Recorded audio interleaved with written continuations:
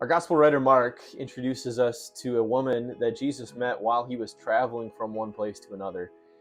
Jesus had been approached by a man named Jairus whose daughter was sick and had died, and he was going to Jairus's house to see this daughter.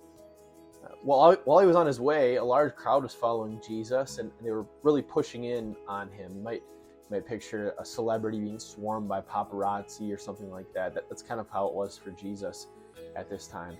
And they were pressing in on him, and this woman makes her way through the crowd. Now, this woman had been going through it. She had for 12 years been subject to bleeding, and she had been to all kinds of doctors to try to figure out what was going on, and none of them could figure it out. None of them could help her. In fact, some of them might have made it a little bit worse, honestly. And things were already pretty bad for her. Because she was bleeding, she was considered unclean, and so she had been considered unclean by society for 12 years. And so she had lived pretty much as an outcast to society for 12 years. But she heard of Jesus, and she believed in him, and she believed in what Jesus could do for her. And so she fought her way through that crowd. You imagine the perseverance it would take for her to do that.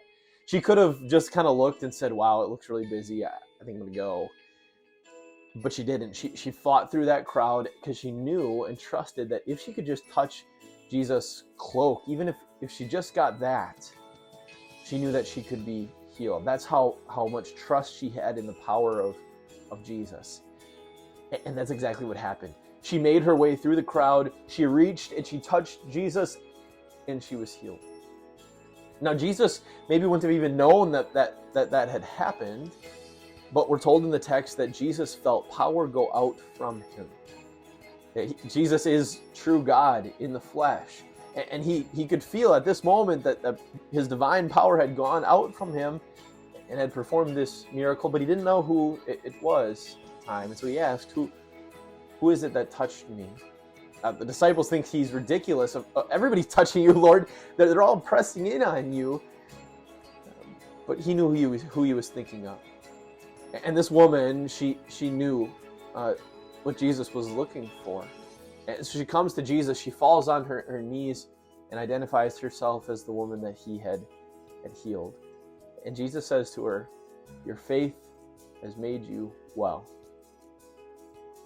If you've struggled with an illness in your life, man, don't you wish you could find Jesus in a crowd and reach out to him?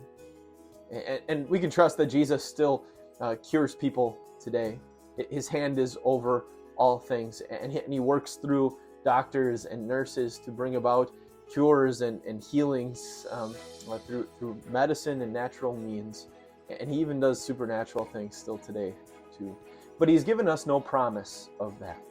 He hasn't promised you that when you get sick that he's going to make you better. But he has made you an even greater promise. You are all sick with sin, and we are all born that way. And we are born with that disease that sin has caused. But Jesus has come to heal us. He has come to heal sinners.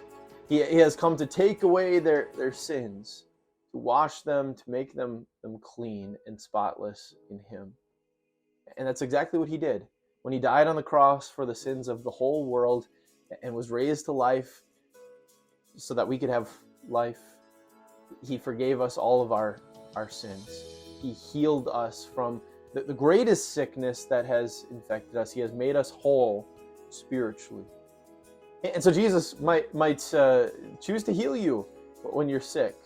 He may choose to allow you to endure that a little bit longer. But he has healed you from your greatest ill, and that is sin.